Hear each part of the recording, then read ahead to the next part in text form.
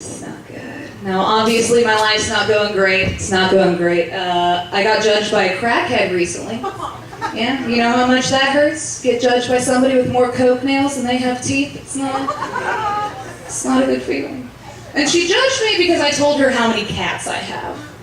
She was like, how many cats do you have? I'm sorry, she was more like, how many cats do you have? It's like, I have 4. She's like, oh, so you're one of them crazy cat ladies. I guess. I don't know, that's kind of weird to me. Because I'm 26 and I have 4 cats.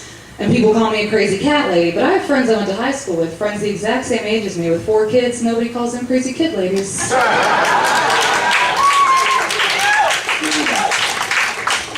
You know what they call them? Catholic. And,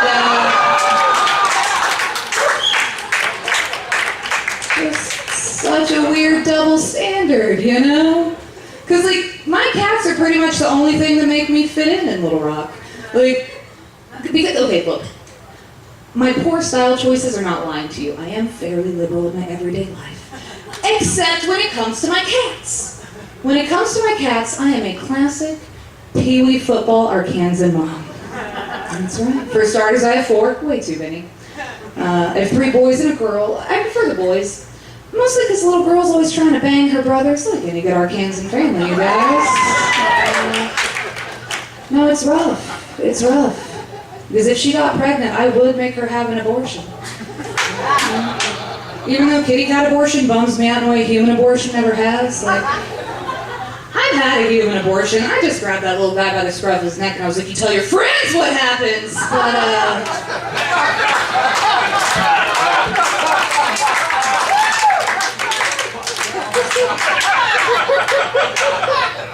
No, cat abortion just bums me out in a whole different way. I think it's because they have to get in there and do each little abortion 9 times. 7,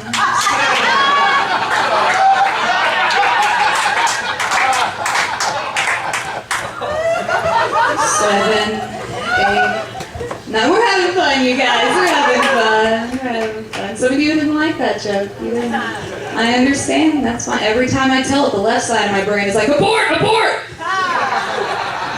And the right side of my brain is like, look, you got yourself in this position. You see it through to the end. You're allowed not to like that joke, but just remember, I'm the only woman on the show, so if you don't laugh, you're sexist. Okay.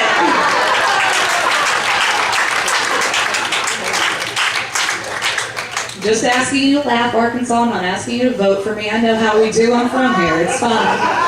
It's fine. I have depression.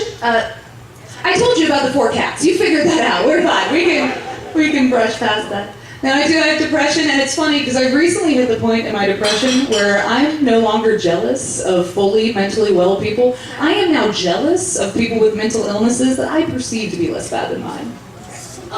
Now, like, for example, recently a friend of mine was like, oh, I have OCD. I was like, oh, you have OCD, your apartment's really organized. Yeah, I haven't showered in 6 days. Oh, you have schizophrenia. You get to be alone and have friends at the same time. That sounds pretty awesome. It's not bad. I'm sorry, you're bipolar? You get to be happy half the time? What the fuck? It's not fair.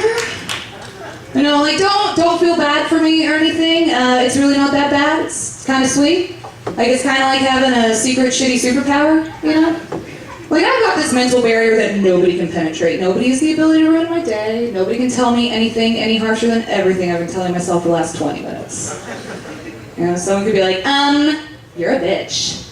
And an alcoholic. And I'm just like, oh, I'm sorry, that's all you think I am. That's funny because I am also an eternal failure, consistently drowning in a sea of trying my best, steeped in millennialism and PC culture. I'm a bitter old comedian at the age of 26. The only true connection on this earth is an 8-pound cat that will someday die. I am so scared of commitment that I can only orgasm to compilation porn because I can't commit to a pornographic storyline. And I'm an alcoholic. Okay!